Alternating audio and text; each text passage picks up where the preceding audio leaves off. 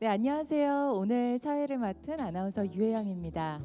L is for the way you look at me. O 지금 제가 핀 조명 때문에 여러분이 계신 게 다 안 보이는데 상당히 많이 오셨습니다. 오늘 이태원에서 8시 여기 있기 쉽지 않거든요. 뭐 옆에 지금 맛있는 수제 맥주집도 있고 길거리가 다 맛집인데 이곳 바로 블루스퀘어에서 유시민 작가님을 보기 위해서 오신 여러분을 진심으로 환영합니다. 자, 오늘은 역사 패키지 유시민 작가님의 강연으로 1시간 진행되고요. 이어서 여러분 오시면서 붙이셨죠? 포스트잇. 그걸로 함께하는 토크 콘서트 30분으로 진행됩니다. 제가 한 가지 더 말씀드리고 싶은 건 여러분이 이 자리에 오신 것도 정말 힘든 게 오신 거지만 정말 행운이다라고 말씀을 드리고 싶어요. 왜냐하면 유시민 선생님이 이 책을 가지고 하시는 모든 행사가 오늘이 마지막입니다.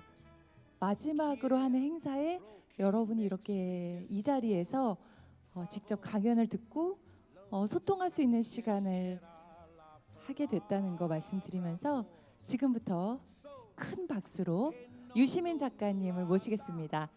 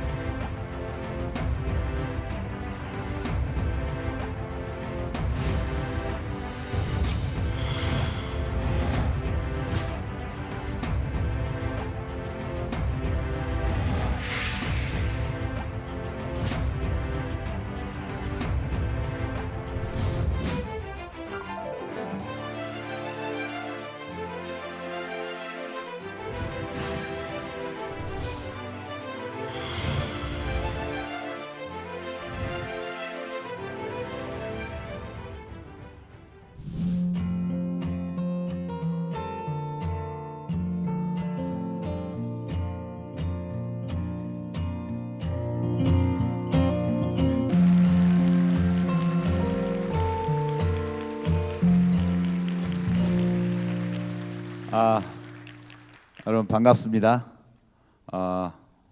제가 안내하는 역사 패키지 여행에 오신 걸 환영합니다. 날 더운데 오느라고 고생하셨습니다. 예.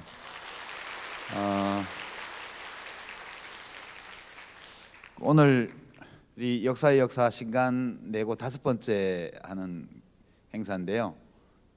이제 마지막이고요. 저도 일본 작가 하루키처럼 책 내고 아무것도 안 하고 싶어요. 작가는 글로만 만나는 게 제일 좋은데 여하튼 5번 하는 동안 매번 내용을 다르게 하더라고 애먹었습니다.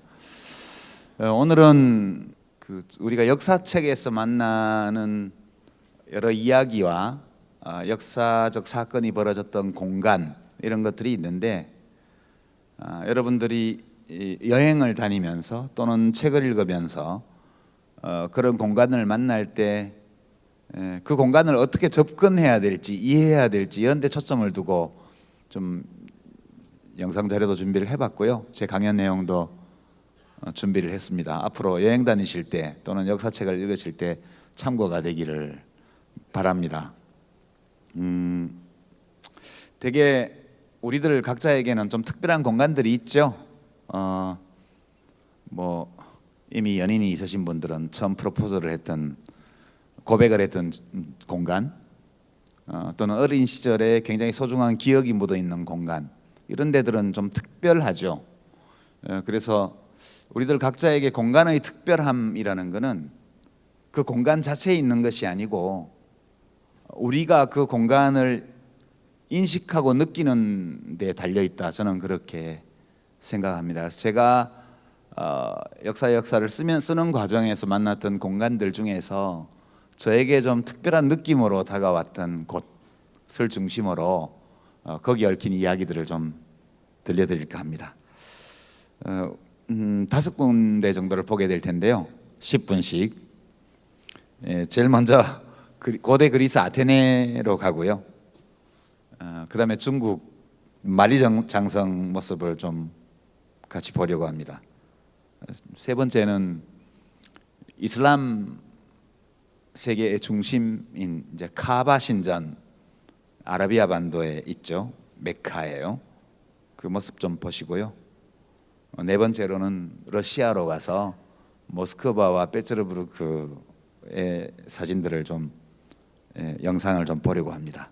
마지막으로는 멀리서 보는 지구라는 공간까지 5곳을 다니면서 각각의 공간에 대해서 한 10분 정도씩 제가 거기에 얽힌 이야기 또는 그 공간들이 저에게 특별히 다가오는 이유, 여러분도 공감하실지는 모르겠습니다만 제가 역사의 공간을 이해하는 방식, 이런 것들을 한번 소개해 볼까 합니다. 괜찮을까요? 네. 먼저 그리스로 한번 가보겠습니다.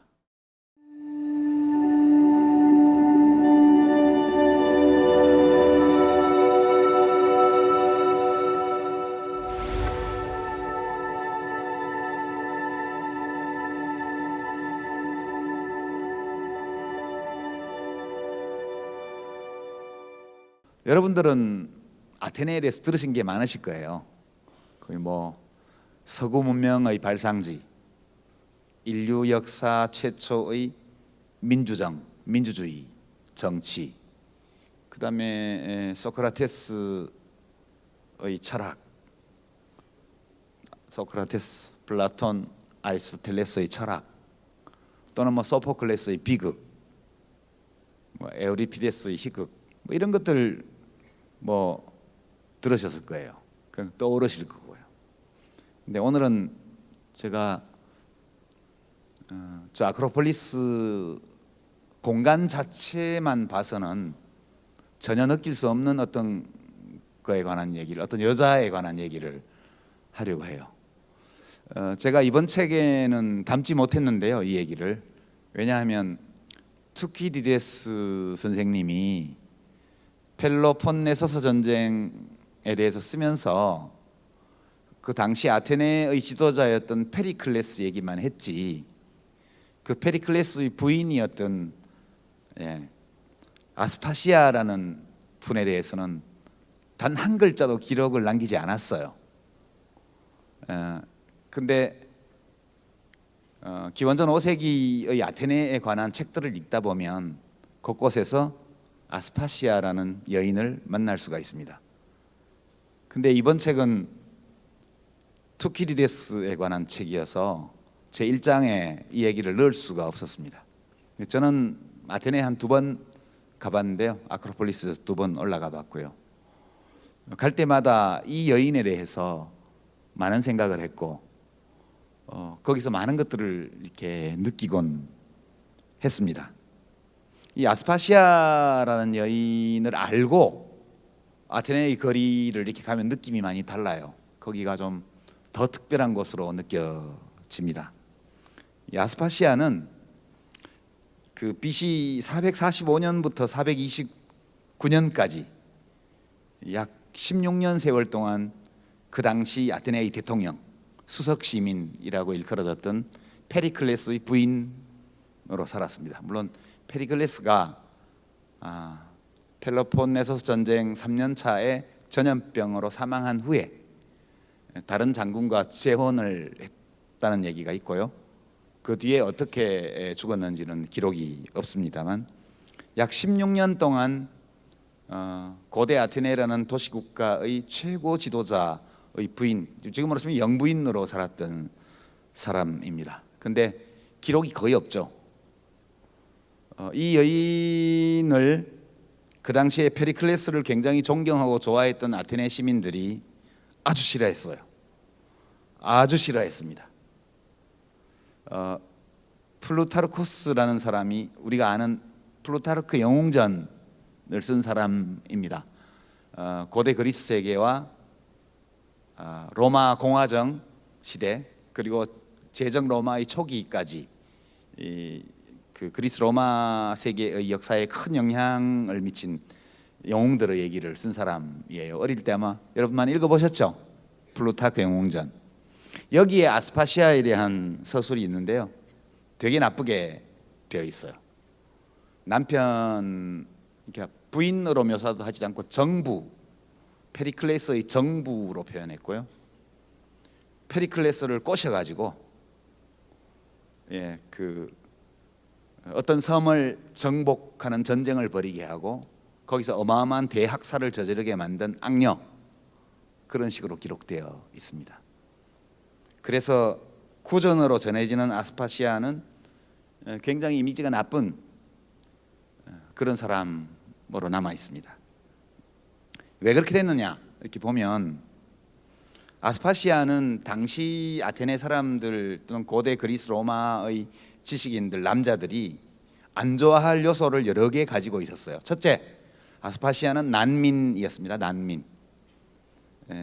지금 터키 영토죠. 밀레토스라는 곳에서 에게해를 건너서 아테네 근교에 있는 피레우스 항구로 입항해서 아테네로 옮겨온 외국인이에요. 난민. 한 17살 나이에 혼자 몸으로 바다를 건너서 거기 왔다고 그래요. 그리고 얼마 지나지 않아서 페리클레스의 부인으로 등장합니다. 페리클레스는 원래 아테네의 지도자였지만 이혼을 한 상태였죠. 그리고 아테네 법률 때문에 아테네 시민끼리가 아니면 혼인할 수 없었기 때문에 정식 혼인은 못했습니다. 그러나 이 아스파시아는 공공장소에서 남편과 함께 활동했고요. 그 당시 아테네의 수많은 지식인들과 친교를 맺고 교류했던 지식인입니다. 난민이죠. 여자죠. 거기다가 아는 게 엄청 많아요. 싫어하겠죠. 그렇죠. 싫어합니다. 그 당시 아테네는 완전 여혐 사회였거든요. 여혐 사회. 요새 말로 여자들은 낮에 거리를 다닐 수 없었어요. 정부에서 낮에 거리를 다니는 여자는 전부 매춘부 취급을 해도 된다, 이런 식의 인식을 갖고 있었고요. 밤이 아니면 나갈 수가 없었습니다. 여러분들이 많이 아시는 히포크라테스, 의사의 원조, 이분이 소크라테스 시대 사람이에요. 이 당시에 페리클레스와 동시대인입니다. 이분이 한 유명한 말 중에 생리 중인 여자는 눈빛만으로도 병을 옮긴다. 놀랍죠?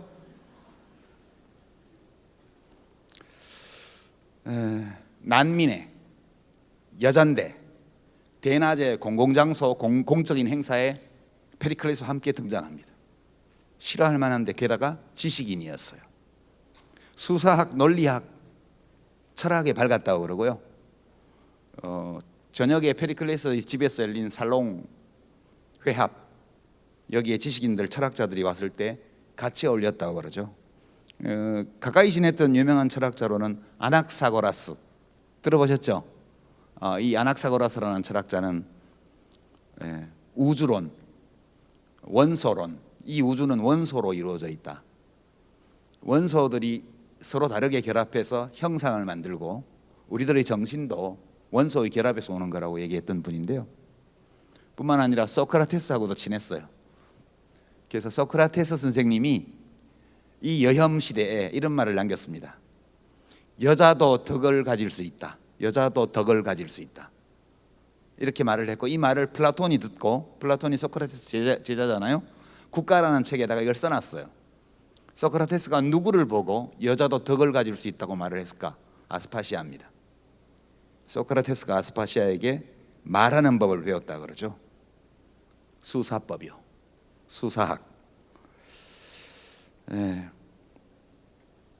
제가 이 말씀을 왜 드리냐 하면, 아크로폴리스 언덕에 서 있는 파르테논 신전, 니케 신전, 에렉테이온 신전, 이런 데를 가보면 거기 모신 신이 다 여자예요. 그죠? 아테네의 소신인 아테나 여신도 여신이고요. 니케, 나이키가 아니고 니케, 잘못 읽으면 거기 나이키 신을 숭배하는 신전처럼 보입니다. 니케, 그리스말 니케가 로마 말로는, 라틴어로는 빅토리아, 거기서 승리를 뜻하는 빅토리라는 단어가, 영어 단어가 거기서 왔다고 합니다. 나이키라는 게 니케를 갖다 쓴 거거든요. 다 여신들입니다. 근데 여러분 아시는 그리스 로마 신화를 보면 끔찍하죠? 그거를 청소년 교양도서라고 올려놓은 게 저는 이해가 안 돼요. 거기 제우스는 완전 바람둥이잖아요. 신이든 반인 반신이든 아니면 인간이든 마음에 들면 여자를 다 겁탈합니다. 그죠? 그리고 제우스 와이프는 남편이 바람 피우나 안 피우나 맨날 감시를 하다가 누구 남편의 애를 베면 죽이려고 그러고요. 사방 그런 얘기예요. 그 신화가 실제 있었던 일이겠죠. 그걸 각색해서 신화를 만들었겠죠. 고대 그리스는 완전히 여성은 아테네 인구 그 당시에 뭐 20만, 뭐 10만 이런 썰이 있지만 3분의 1은 노예였고요. 남녀 노예. 나머지 3분의 2의 절반은 여자였고요. 그 3분의 1끼리만 추첨해갖고 배심원 뽑아서 민주주의 한 게 아테네 민주주의예요. 그런 시대에 이 아스파시아라는 여인은 되게 돋보여요. 그래서 제가 아테네를 가면 신전은 다 여신을 숭배하는 걸 지어놓고 실생활에서는 여자를 완전히 억압하고 그렇게 했죠.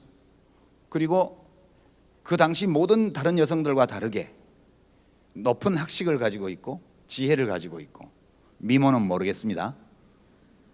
그리고 국가의 최고 지도자와 더불어 공식 행사의 모습을 보였던 여인. 그 모습은 아테네를 소개하는 책자에도 없고 관광 안내서에도 없고요. 아무데도 없어요. 그러나 이 아스파시아를 계속 생각하면서 그 파르테논 신전을 비롯한 아크로폴리스 위의 신전들이 원래 있었지만 페르시아 전쟁 때 기원전 480년에 두 번째 침략을 했을 때 아테네 시민들이 다 살라미스로 피난을 갔잖아요. 도시를 비워놨습니다. 거기를 점령한 페르시아 군대가 다 불질러 버렸거든요. 새로 지었는데 그게 전쟁이 끝나고 나서 페리클레스의 영도하에 아테네가 번영을 누릴 때 다 지은 신전들이에요. 페리클레스가 지은 겁니다. 물론 건축하고 설계하고 조각한 분들은 따로 있었지만 사람들은 다 거기 와서 페리클레스 얘기만 해요. 그러나 아스파시아가 곁에 서 있는 페리클레스를 생각하면 그 건축물들도 좀 다르게 보이고요. 미네가 열렸던 피닉스 언덕이나 혹은 고대 아고라에 서서도 여기에 페리클레스가 서서 연설을 하고 그 연설문을 그 전날 밤에 아스파시아가 써주고 남편이 써준 대로 연설을 잘하는지 옆에서 지켜보고 있는 이런 모습들을 이렇게 상상을 해보면 그 공간의 의미가 좀 다르게 다가와요. 그래서 아까 사실과 상상력 그렇게 제가 적어놨는데요. 아스파시아에 관한 사실은 별로 없습니다. 기록된 게. 그러나 단편적으로 나와 있는 정보들을 토대로 오늘의 기준으로 재해석해 보면 굉장히 걸출한 여성이었음을 알 수 있죠. 앞으로 자료를 좀 더 찾으면 아스파시아가 남편과 함께 걸었던 그 길이 어디일지 이런 걸 찾아서 보고 다시 아테네를 간다면 느낌이 좀 더 다를 수 있지 않을까 그렇게 생각합니다. 원래 약간 다른 걸 준비했는데 바꿨어요. 제가 이 아테네에 관해서 이따 중국에 관해서도 좀 바꿨습니다. 왜냐?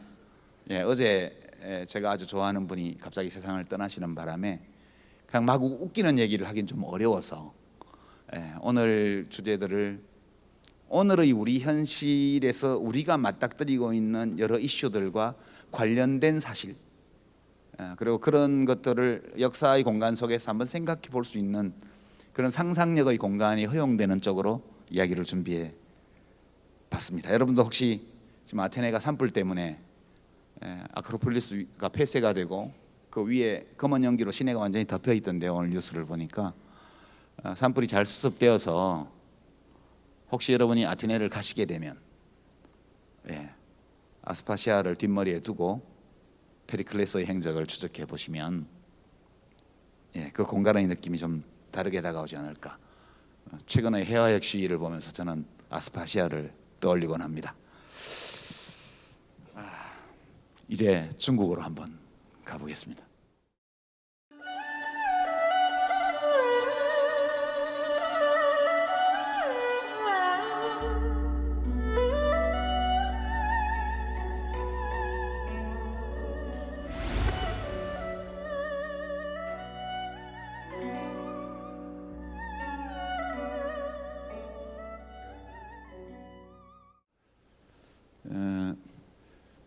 역사가의 우아한 복수 그렇게 제가 책에 썼습니다. 그 사마천 선생님이 사기를 쓸 때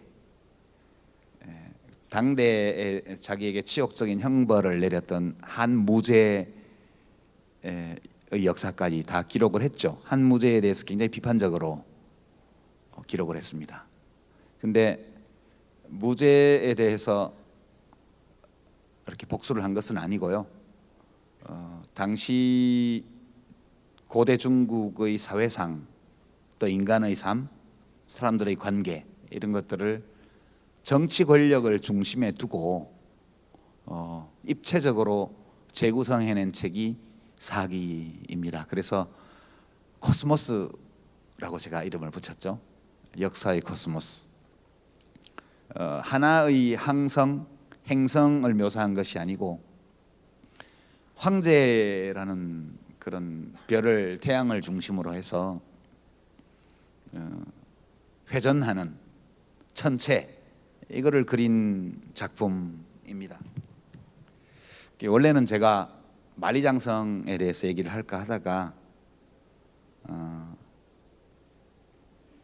어저께 세상을 떠난 제가 좋아하는 벗을 생각하면서 열전의 첫 번째 편에 관한 이야기를 준비를 해왔습니다.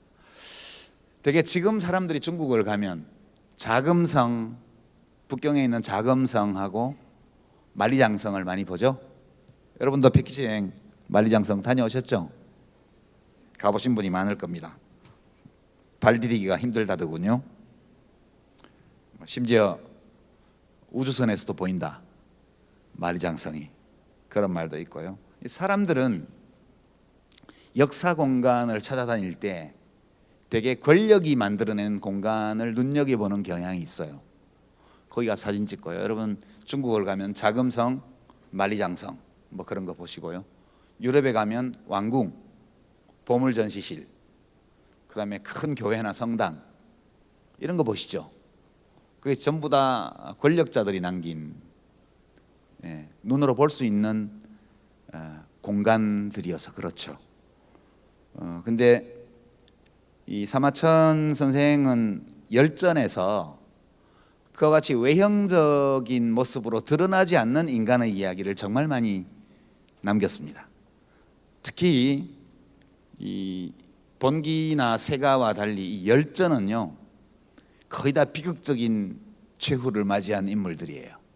이 열전의 등장인물들 중에서 억울한, 비참한 또는 예기치 못한 슬픈 죽음을 맞이한 사람이 70%가 넘습니다. 등장인물의 70%가 넘어요. 그렇게 죽은 사람들이요. 근데 그 중에서도 첫 편이 백이열전입니다. 사기열전 읽어보신 분은 아시겠지만 사마천 선생이 왜 백이와 숙제라는 이 수양산에 들어가서 굶어 죽은 이 형제의 이야기를 하필이면 열전 첫 편에 썼을까? 그 생각을 해봐요. 이 백이숙제의 흔적은 아무데도 없습니다. 수양산이라는 산에도 없죠. 물론 거기서 굶어 죽었는데 무슨 흔적이 있겠습니까? 이 백이열전에 나오는 이 형제의 이야기를 보면요 이렇습니다. 백이와 숙제는 형제인데 고죽국이라는 나라의 왕자들이었어요. 둘 다 왕이 하기 싫어가지고 도망갑니다. 가출. 왕자들인데 권력을 싫어해서 도망쳐요. 그래서 평범한 사람으로 숨어 살다가 그때가 기원전 11세기 무렵인데요. 은나라가 망하기 직전입니다. 은나라는 맨 마지막 왕이 주왕이라는 왕입니다. 뭐 아주 그 주지웅림에 빠져서 정사를 돌보지 아니하고 잔혹한 온갖 짓을 다 벌인 그런 막장 왕으로 유명합니다. 그래서 은나라가 완전 혼돈에 빠지고 민생이 파탄이 날 지경이 되었을 때 주나라의 무왕이라는 젊은 왕이 주나라 왕이 은나라를 쳐들어갑니다. 은조왕을 토벌하고 주나라를 새로 세우는 거죠. 그게 기원전 11세기인데 이 주무왕이라는 사람의 1급 참모가 강태공이에요. 태공망이라는 강태공, 낚시하다가 만났다는 사람은요. 뭐 어디 위천이라는 데서 만났다는데 아주 그 유명한 얘기들이죠. 그때 이 백이와 숙제가 무왕의 아버지인 문왕이라는 주나라 문왕이 어르신들을 대접을 잘한다면 노인 복지를 잘한다 그런 소문을 듣고 우리 거기 가서 살자 이렇게 왔는데 와보니까 문왕은 죽었어요. 아들인 무왕이 왕이 됐어요. 근데 봤더니 무왕이 말을 몰고 은나라를 이제로 쳐들어가고 있는 거예요. 그래서 딱 말고삐를 잡습니다. 뭐라고 얘기하냐면 아버지가 돌아가신 지 얼마 안 됐는데 장례도 덜 치르고 전쟁을 하는 것이 효인가 효자인가 이렇게 묻습니다. 그리고 신하로서, 왜냐하면 주나라는 은나라의 제후국이었거든요. 신하로서 군주를 죽이는 것이 어진 일인가 이렇게 따집니다. 임금의 말고삐를 쥐고요. 당연히 옆에 있던 무장들이 죽이려고 그러죠. 그때 이 강태공과 참모들이 죽이지 맙시다. 의로운 사람들입니다.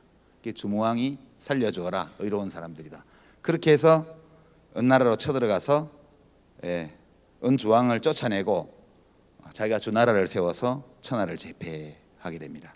이때 이 백이와 숙제가 도가 땅에 떨어졌다고 한탄하면서 수양산에 들어가서 고사리를 캐먹고 뜯어먹고 살다가 죽습니다. 고사리는 봄에밖에 안 나죠. 말렸다가 먹나요? 말이 고사리지.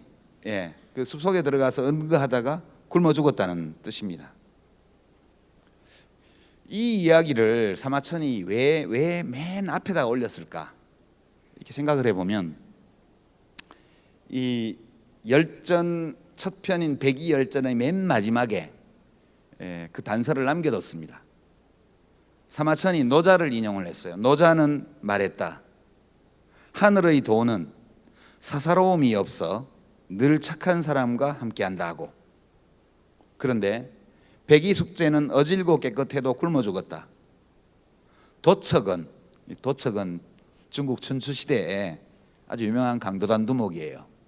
사람을 죽여서 회를 떠먹었다 그런 이야기가 전해올 만큼 잔혹한 대규모 강도단 두목인데요. 천수를 누렸다고 그러죠. 늙어 죽었다고 그래요. 반면 도척은 죄 없는 사람을 죽이고 그들의 살을 육포로 먹었지만 천수를 누렸다. 나는 매우 당혹스럽다.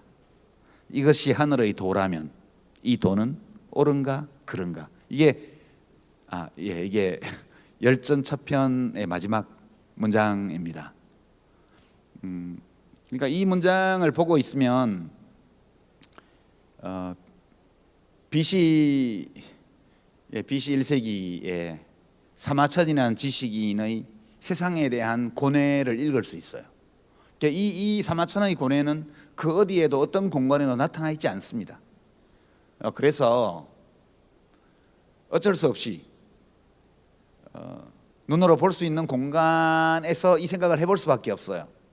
자금성, 이 중국 황제가 커다란 궁전을 짓는 것은 진시황 때 시작된 일입니다. 진시황, 춘추전국 시대 500년의 대혼란이 끝나고 중국을 통일해서 왕조를 창건한 진시황이 처음 한 일이고요. 그 뒤로 7번 통일왕조가 쓰는 동안 매번 황제들이 했던 일이고요. 만리장성을 쌓기 시작한 것도 진시황이죠. 진시황은 혼자 쌓은 것은 아니고 그 전에 있던 일부 성벽들이 있었고 그것을 터전으로 삼아서 없는 곳에 새로이 성을 쌓죠. 어마어마한 에너지를 동원을 했습니다. 어마어마한 수의 백성들이 거기 끌려와서 부역을 했고요. 엄청난 비용이 들어갔습니다. 근데 지금 뭐죠? 만리장성이 자금성은 진시황의 궁전은 아니지만 지금 북경에 있는 자금성은 뭐죠? 그냥 관광지예요. 그죠? 그냥 관광지예요. 만리장성은 뭐죠? 그것도 그냥 관광지예요. 만리장성은 원래 진시황이 쌓을 때는 그 당시 한족이 지배하고 있던 중국 대륙의 외곽에 있던 소수민족들, 이민족들, 여기하고 계속 군사 충돌이 있으니까 못 쳐들어오게, 못 들어오게 막으려고 쌓은 거예요. 지금 중국은 어떻게 돼 있습니까? 자유무역의 기수가 되어 있죠. 트럼프 대통령이 맨날 뭐 관세 매긴다 이러면 시진핑 주석이 자유무역을 합시다 이렇게 웃기죠? 사회주의 국가는 자유무역을 하자 그러고, 원래 자유주의의 총본산인 미국 대통령은 맨날 보호무역 하자 그러고 웃깁니다. 만리장성은 아무짝에도 쓸모가 없어요. 그렇죠? 아무짝에도 쓸모가 없습니다. 저는 만리장성을 보면 그런 느낌이 들어요. 한 시기에 중요하다고 생각했던 것이 얼마나 허망한가. 지금 우리가 중요하다고 여기는 것도 언젠가는 그렇지 않은 게 될지도 몰라. 자금성도 그냥 관광지예요.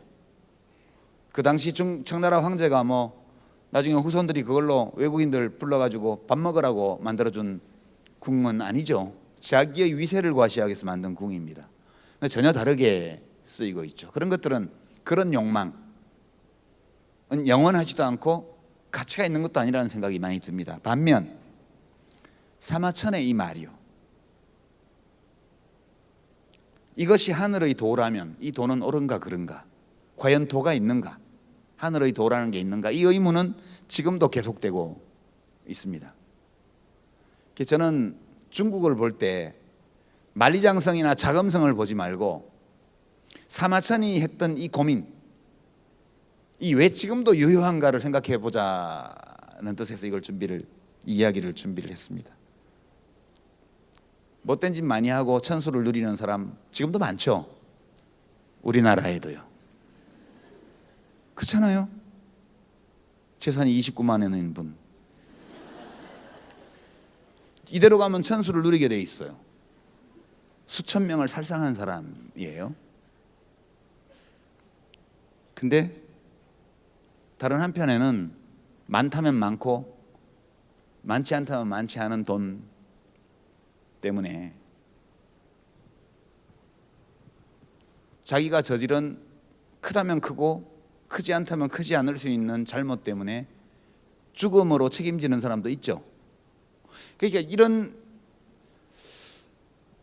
이 사마천의 이 열전차편의 맨 마지막 문장들을 읽다 보면 지금 우리가 사는 이 사회에서 벌어지는 많은 일들이 떠올라요.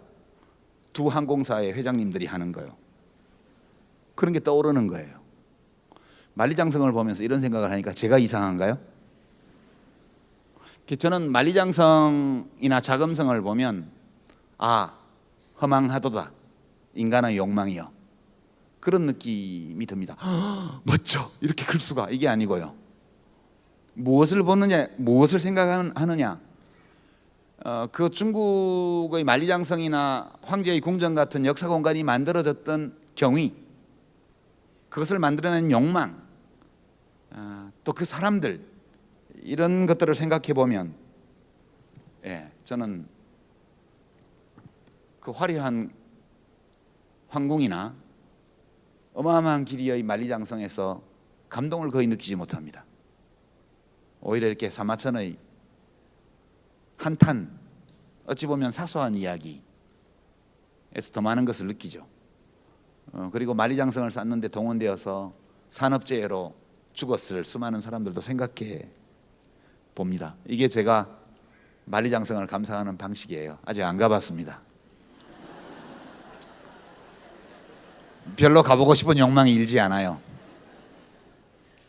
그러나 수양산은 어디든지 한번 가보고 싶군요.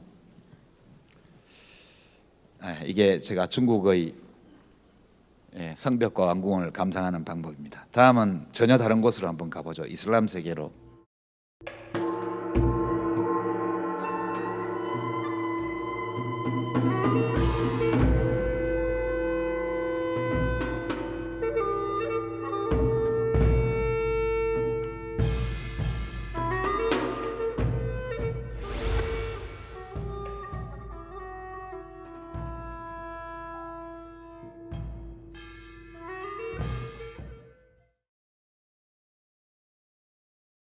예.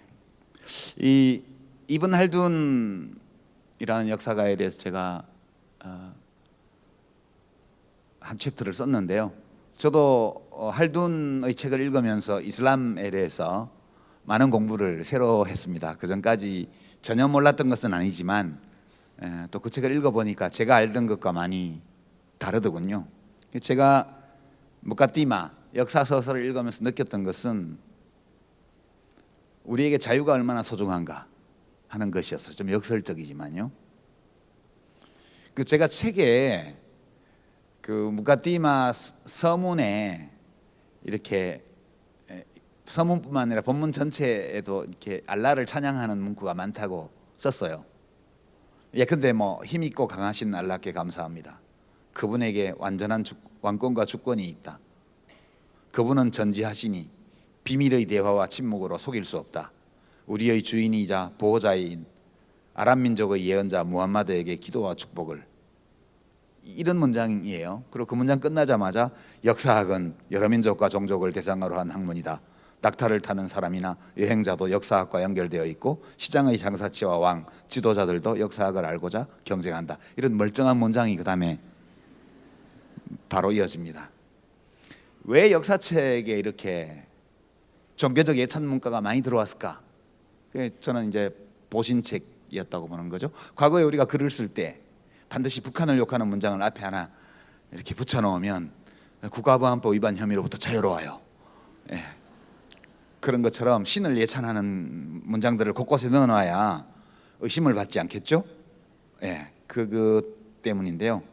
자미, 그러니까 터키 말로 자미예요. 이슬람 사원을 터키 말로 자미라고 그러는데요. 자미에는 이슬람 사원에는 미나레라고 해서 미나레라 그러죠. 그 탑, 높은 탑이 이렇게 서 있습니다. 이제 황제가 만든 사원에는 4개를 세우죠. 4개. 그다음에 이제 직급이 내려갈수록 3개, 2개, 1개로 줄어듭니다. 뭐 왕자가 세우면 3개, 뭐 이런 식으로 내려가죠. 저 탑을 세운 이유는 제가 짐작컨대는 기도 시간을 알리기 위해서요. 원래 아라비아 반도가 사막이 많은 데니까 높은 데다 올려서 그 위에서 소리를 지르는 거죠. 우와, 뭐 이런 거 합니다. 그럼 이스탄불 가면 기가 막혀요. 오후 5시에 그 블루 모스크하고 그 아야소피아 지금 박물관 거기서 나오는 그 소리, 기도 시간 알리는 소리, 그 양쪽에서 이 배틀 뜨듯이 이렇게 나오는데요. 기가 막힙니다. 뭐 똑같은 걸 텐데 리듬과 이 강약과 이런 게 다 달라요. 창법이. 터키에서 제일 잘하는 사람이 그 2군데 와 있다 그러더라고요. 예, 가끔씩 거기 앉아서 차 마시면 그 들을 수가 있습니다. 그런 목적으로 되어 있는데요. 저 아까 사진에서 봤던 저 사원 말고 제일 유명한 사원은 블루 모스크라고 거기 이게 또 이야기가 길다. 여하튼 여러분들이 이스탄불을 가시게 되면 꼭 가는 데가 이제 있죠. 그 톱캅 궁전이라고 그래서 그 이스탄불을 건설한 황제가 만든 젊은 황제가 만든 무식한 왕궁, 무식하게 생긴 네모 반듯반듯한 왕궁이 있고요. 그 다음에 그 이전에 있던 비잔틴 제국, 콘스탄티노플 시절에 동로마 제국 또는 비잔틴 제국 황제들이 만든 성 소피아 성당이 있습니다. 그게 지금 박물관이 되어 있죠. 에르도안 대통령이 그걸 다시 이슬람 사원으로 바꾸겠다고 얘기를 해서 좀 시끄러워요. 그 아야소피아 박물관 바로 맞은편에 블루 모스크라고 약간 푸른 빛이 도는 모스크가 있습니다. 그 2군데를 꼭 가죠. 관광객들이 가면. 근데 제가 오늘 드릴 말씀은 이븐 할둔이 살았던 시대에는 이슬람 제국이 없었어요. 그냥 이슬람 세계만 있었죠. 근데 최초 이슬람 제국, 이슬람을 중심으로 삼되 다양한 종교, 다양한 민족, 다양한 문화, 다양한 언어를 허용해 주는 제국, 엠파이어가 만들어진 게 15세기입니다. 15세기에 메메트 2세라는 21살짜리 오스만 투르크 왕이 콘스탄티노플을 정복하죠. 이게 투르크족은 여러 갈래가 있어요. 뭐 셀주크 투르크도 있고 오스만 투르크도. 이제 오스만 투르크는 오스만이라는 성을 패밀리 네임을 쓰는 족장이 이끌던 투르크족이에요. 여기가 나라를 세워서 중앙아시아에서 서쪽으로 이동해 와가지고 결국 콘스탄티노플 1000년 동안 지속되었던 동로마 제국이죠. 동로마 제국의 후신으로 1000년 동안 존속했던 비잔틴 제국을 멸망시킵니다. 콘스탄티노플을 함락하고 거기를 이스탄불이라는 이름으로 개명하고 거기를 오스만 제국의 수도로 삼죠. 그때요, 그 성소피아 성당이라는 게 그리스 정교회, 비잔틴 제국이 그리스 사람들이 만든 제국이니까요. 황실에서도 다 그리스 말을 썼다고 그러니까. 그게 동방정교입니다. 그리스 사람들이 유대 민족을 제외하고 유대인 일부를 제외하고는 기독교 예수의 복음을 제일 일찍 받아들인 민족이 그리스 사람들입니다. 그래서 콘스탄티노플이 그리스 정교의 중심이었죠. 그때 오스만 투르크의 전사들의 권리 중에 점령을 하면 약탈을 할 권리가 있었어요. 왜냐하면 뭐 월급을 충분히 못 줬나 봐요. 근데 콘스탄티노플을 점령했다 이러면 3일 동안 약탈을 할 권리를 줬어요. 그래서 그 콘스탄티노플의 테오도시우스 성벽이라는 엄청난 성벽을 대포로 돌파를 하고 뭐 드라마틱한 그런 전법을 사용을 해서 점령을 합니다. 그리고 이제 투르크 전사들이 약탈을 시작을 하죠. 제일 먼저 어디를 약탈했겠습니까? 당연히 비잔틴 제국의 구왕궁과 성소피아 성당이죠. 거기 보물이 제일 많으니까요. 그때 이 메흐메트 2세라는 젊은 21살짜리 왕이 말을 타고 달려갑니다. 가서 소피아 성당에 대한 약탈을 중단시키죠. 중지시킵니다. 약탈을 못하게. 그리고 그 건물을 보존을 하고요. 그리고 이것을 이슬람 모스크로 개조를 합니다. 근데 있던 것들을 뜯어내지 않고요. 벽에다가 이렇게 회칠을 해서 기독교 그 성화나 이런 걸 다 가리고, 그리고 인테리어를 약간 손봐가지고 자기들 그 이슬람 사원의 설교단 같은 걸 설치를 하죠. 이렇게 옆에 계단 만들고 그렇게 하고 그 건물의 원형을 그대로 보존하고 그 맞은편에 블루 모스크를 나중에 짓게 됩니다. 이게 의미하는 바가 굉장히 커요. 그래서 시간이 너무 많이 가고 이게 재밌는 얘기인데, 그러니까 16세기부터 시작해서 한 18세기까지 지구 전체에서 딱 하나의 도시를 인류의 수도로 정한다. 세계 수도로. 그러면 딱 적합한 곳이 이스탄불이었습니다. 오스만 제국은요, 그 황제의 조처가 뭘 의미한 거냐 하면 제국이 커지려면 떨어진 지역에 사는 다양한 언어, 종교, 인종, 문화, 관습을 받아줘야 돼요.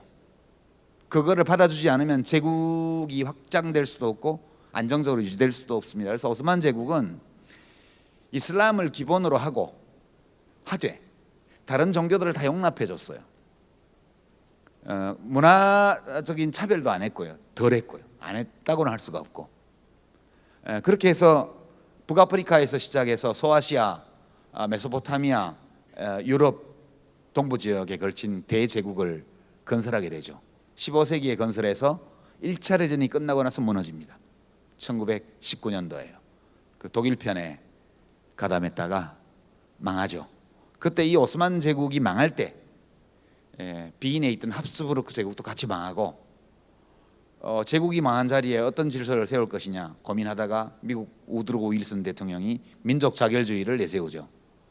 그거를 우리 독립지사들이 오해하셔가지고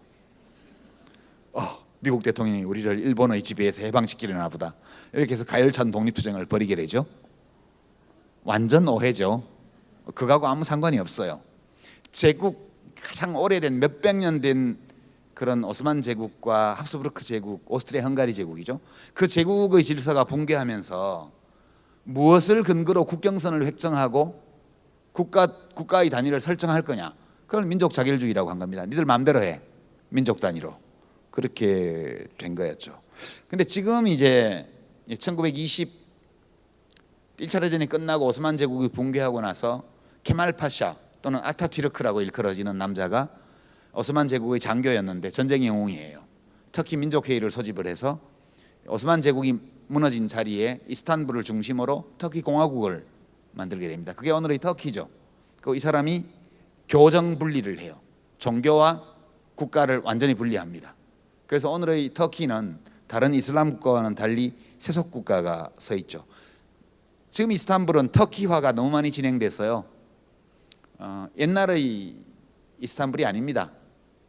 옛날의 이스탄불은 다민족, 다종교, 다언어, 다문화 제국의 수도였다면 지금 터키는 투르크족의 터키 공화국의 일개 영토에 불과해요. 그러니까 원래 이 이스탄불이 이렇게 큰 거라면 터키 공화국은 이렇게 작거든요.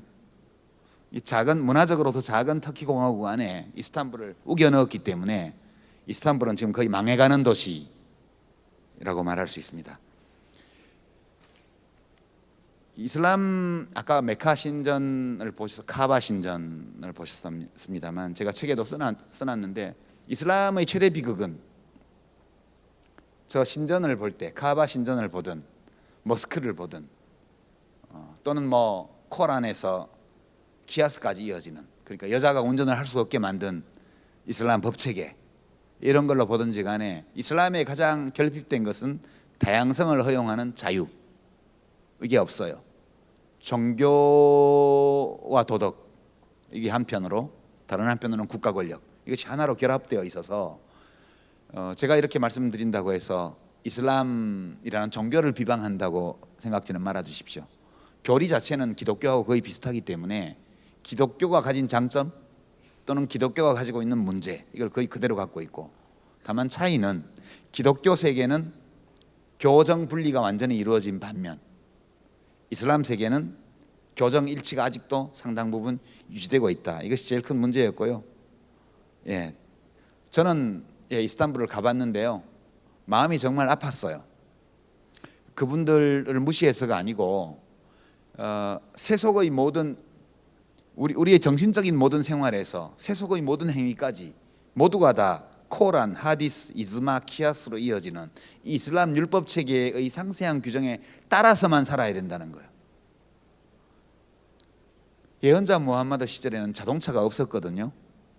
아직 산업혁명 전이라 내연기관이 없었어요. 그러니까 기껏해야 마차밖에 없었죠. 낙타, 말 이런 거밖에요. 여자를 그런 걸 못하게 했나 봐요. 그러니까 무함마드 시대에 없었던 물건이 새로 들어왔잖아요. 텔레비전, 자동차 이런 거요. 자, 그럼 여자가 운전을 해도 돼 말어? 돼 안 돼? 이렇게 하니까 유추해야죠. 유추. 코란과 하디스에서 유추해낸 결과 거기 보면 여자는 말 타지 말라고 돼 있거든요. 말을 탈 수 없다면 자동차도 운전 못하는 거죠. 이슬람 세계의 공간들을 보고 있으면 저는 되게 안쓰러워요. 무려 1400년 전에 나타났던 종교 지도자이자 권력자였던 어떤 분이 1400년이 지난 지금까지도 수십억 명의 일상생활을 지배하고 있잖아요. 이게 너무 안타깝고 제가 글 쓰는 사람으로서 누리는 이 심지어 무종교의 자유 저는 종교가 없으니까요. 이것이 이렇게 귀하게 느껴집니다. 그래서 저는 모스크에 가면 뭐 신발을 벗고 뭐 치마를 두르고 남자도 두르든가 남자도 뭐 이런 걸 해야 돼요. 그 반바지는 안 되고 그렇게 해서 들어가서 사람들이 막 절을 하면 저도 같이 절을 해요. 눈에 띄면 안 되니까. 절을 하면서 휴 다행이다. 한반도에서 태어나서 이런 감정을 갖습니다. 마지막으로 시간이 다 되어 가니까요. 러시아로 한번 가보겠습니다.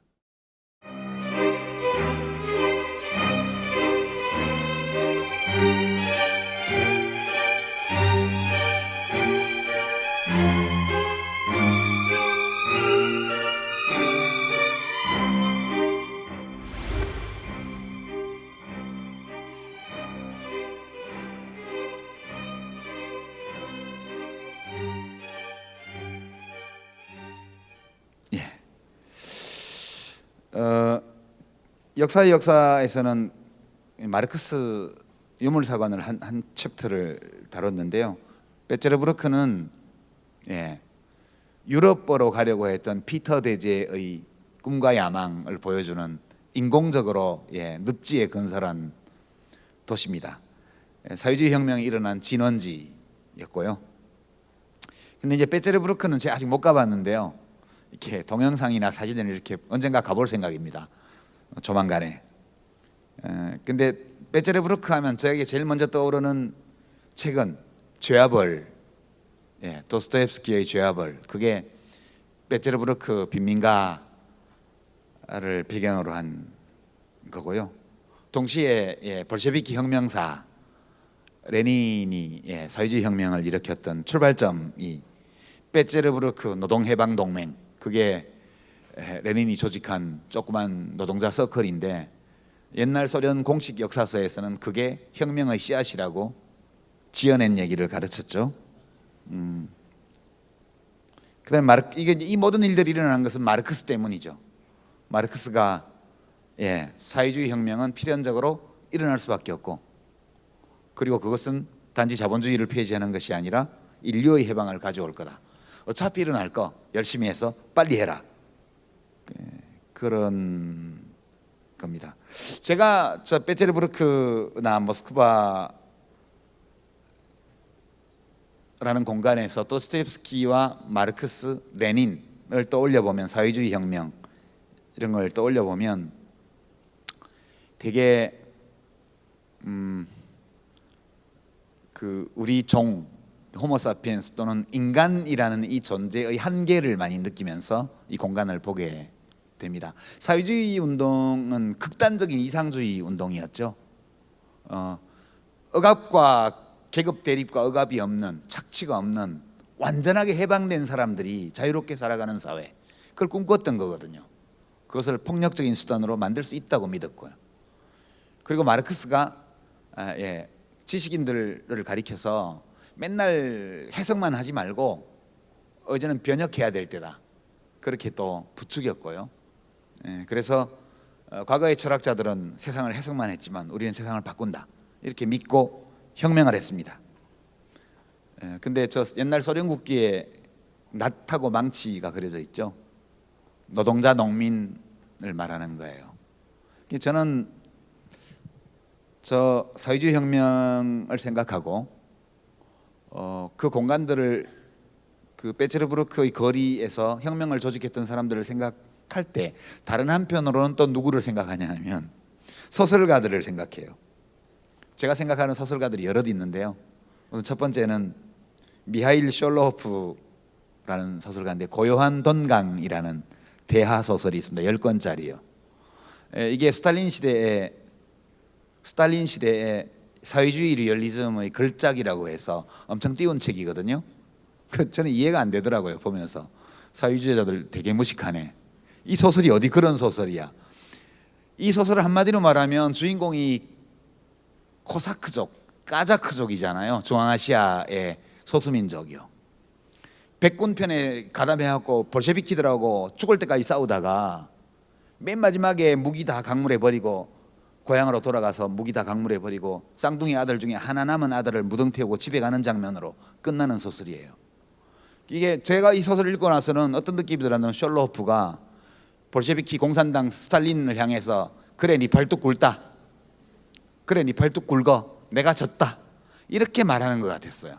그냥 꿇어줄게, 그런 거고요. 보리스 파스테르나크의 닥터 지바고도 생각납니다. 주인공이 나중에 맨 마지막에 어떻게 됩니까? 어떤 공산당 간부의 집에 새들어 살면서 물 들어가죠. 그 집주인 딸이 불쌍해가지고 막 돌봐줍니다. 그때 그 보리스 파스테르나크가 묘사한 그 집주인이요, 당간부요, 정말 형편없는 인간이잖아요. 혁명의 파도에 올라타갖고 입신양명 출세를 했던 속물. 반면 주인공 닥터 지바고는 고귀한 인품의 소유자인데 너무 비참하게 무시당하면서 살아요. 좋아했을 리가 없죠, 소련 공산당 지도부가 이런 소설을.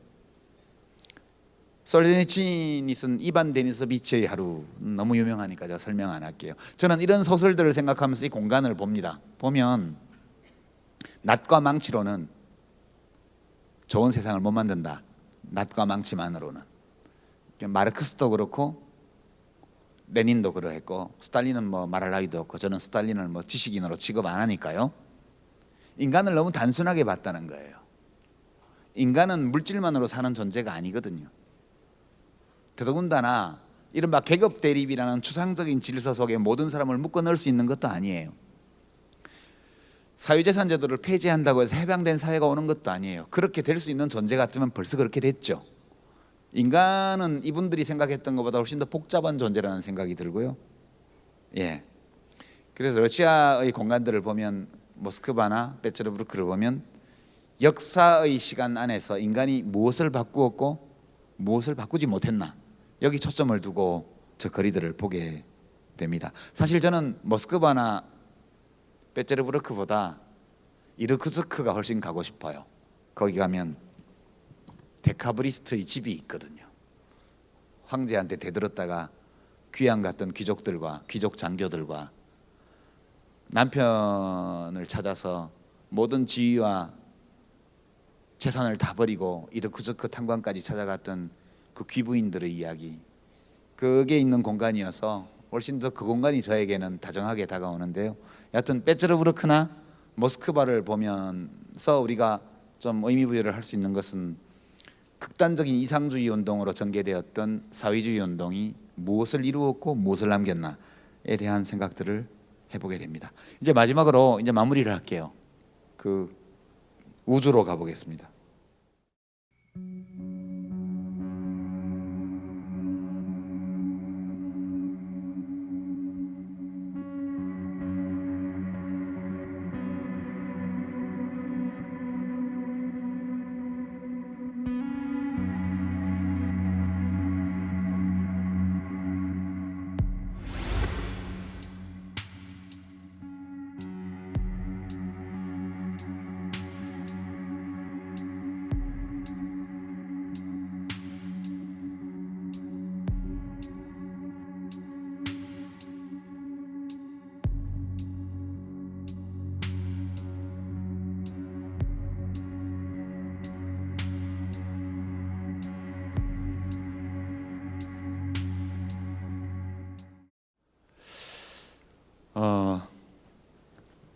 이제 좀 잘 보이시죠? 더 그 지구를 크게 찍어놔서 그런데요, 좀 더 멀리 가면 점 하나만도 못한 티끌이 지구라고 합니다. 저 사진을 볼 때 저는 정말 인간은 신기하더구나. 우주는 역사의 공간이 아니었는데 천체 물리학자들이 빅뱅 이론을 만들어냈다고 하는 표현은 좀 어떨지 몰라도 빅뱅 이론으로 우주의 역사를 설명을 하잖아요. 그래서 우주도 이제 역사 공간으로 변모하고 있구나. 저는 그렇게 많이 느낍니다. 불 좀 밝혀주시죠. 예. 연세대학교인가요? 거기 보면 진리가 너희를 자유케 하리라, 그런 거 써져 있죠. 학교에 제가 본 기억이 있는데 저는 아니라고 생각해요. 진리는 우리를 자유롭게 하지 못해요. 왜냐하면 우리가 진리를 알고 있는지 우리가 모르기 때문에요. 또는 우리가 끝까지 진리를 모를 수도 있죠. 되게 지금까지 과학의 발전은 우리가 진리라고 믿고 있었던 많은 것들이 진리가 아님을 가르쳐줬죠. 그게 과학의 매력이라고 그러는데요. 저는 그래서 이 문장을 약간 손봐야 된다고 봐요. 진리가 우리를 자유롭게 할 것이라고 생각하고 진리를 찾았다고 믿는 순간 그때부터 적대적인 투쟁이 시작됐거든요. 그래서 진리보다는 알미 우리를 자유롭게 할 것이다. 근데 생리 중인 여성이 눈빛으로 결코 병을 옮길 수 없다. 이거 지금 알잖아요, 우리가. 그와 같은 잘못된 편견을 깨트리는 가장 좋은 방법은 알미죠, 암. 생리를 여성이 왜 하는가에 대한 것을 알게 되면 그런 주장이 먹히지 않죠. 우리는 진리 대 진리로서 투쟁해서 뭘 바꾼 게 아니고요. 소크라테스가 너 자신을 알라라고 말하고 자기가 무엇을 알고 있으면 무엇을 모르는지를 아는 것이 중요하다고 얘기를 했는데, 인간이 한동안 굉장히 오만했죠. 뭘 모를 때요. 이제 뭘 조금 압니다. 그래서 자기가 아는 것과 자기가 아직 모르는 것을 이제는 구분할 수 있게 되었어요. 그래서 알미 우리를 인간답게 하리라, 그렇게 저는 생각하고요. 뿐만 아니라 더 나아가면 진리가 아니고요. 관용이 우리를 평화롭게 하리라. 저는 그렇게 생각합니다. 우주가 역사 공간으로 되면서 이것이 인간 사회의 역사 인식에 미친 영향이 굉장히 큽니다. 우리가 별 볼 일 없는 존재라는 걸 알게 되었거든요. 그래서 마무리 삼아 오늘날 또는 과거 역사의 시간 속에서 우리가 진리와 허위, 참과 거짓, 또는 옳고 그름, 또는 훌륭한 것과 비천한 것, 이렇게 나누어서 서로 미워하고 죽이고 했던 모든 것들이 이 우주의 공간을 보고 있으면 별 의미 없다, 이런 생각이 많이 듭니다. 우주의 역사 공간은 우리가 그동안에 우주의 공간을 모르던 상황에서 우리가 중요하다고 여겼던 많은 것들이 사실 별로 중요하지 않다는 것을 가르쳐 주죠. 그래서 제가 아주 좋아하는 문장을 읽어보겠습니다. 아까 보신 그 우주의 먼지와 같은 지구의 모습 보면서 이 말 일부만 읽어볼게요. 칼 세이건이라는 과학자의 말인데요. 여기가 우리의 고향이다. 이곳이 우리다. 우리가 사랑하는 모든 이들, 우리가 알고 있는 모든 사람들, 당신이 들어봤을 모든 사람들, 예전에 있었던 모든 사람들이 이곳에서 삶을 누렸다. 우리의 모든 즐거움과 고통, 확신에 찬 수많은 종교, 이데올로기, 독트린, 모든 사냥꾼과 약탈자, 영웅과 비겁자, 문명의 창조자와 파괴자, 왕과 농부, 사랑에 빠진 연인들, 모든 아버지와 어머니, 희망에 찬 아이들, 발명가와 탐험가, 도덕교사들, 그리고 모든 타락한 정치인들, 슈퍼스타, 최고 지도자, 인간 역사 속의 모든 성인과 죄인들이 여기 태양빛 속에 부유하는 먼지의 티끌 위에서 살았던 것이다. 이 문장 제가 제일 좋아하는 문장인데요. 왜 좋아하냐 하면 저도 우리 인생에서, 우리 삶에서 타협할 수 없는 선과 악의 경계, 옳고 그름의 경계, 또는 아름다움과 추함의 경계가 있다고 생각했어요.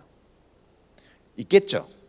그렇지만 우리가 과거 생각했던 것만큼 명확하게 나뉘어지는 건 아니라는 생각을 많이 하게 됩니다. 그러니까 내가 굉장히 중요한 존재라고 생각을 하면 그런 차이들의 의미가 크게 다가오지만 사실 우리는 별로 중요한 존재가 아닐지 몰라, 이렇게 생각하면 상대적으로 그런 차이들에 대해서 좀 너그러워진다는 느낌이거든요. 제가 이번 역사의 역사를 쓰면서 최종적으로 들었던 감정은 아까 보셨던 문장인데요. 그냥 그런 거에 얽매이지 말고 마음의 소리를 따라서 자기의 색깔을 내면서 그냥 살아라. 뭐 위대한 일을 꼭 해야 됐다는 생각도 할 필요가 없고 한다고 되는 것도 아니지만 그리고 어떤 교조에도 매이지 말고 어떤 외부에서 강제한 도덕에 구속당하지 말고 자기 마음의 소리에 따라서 자기 색깔을 내면서 짧게 허용되어 있는 지금의 삶을 의미 있게 살아라. 되게 이제 그런 이야기를 역사가 들려주더라고요. 제가 들은 환청인지도 모르지만 저는 이게 역사 공부를 하면서 얻은 되게 귀한 결론이었고요. 이 결론을 여러분과 함께 나눴으면 하는 뜻에서 1시간 동안 말씀드렸습니다. 고맙습니다.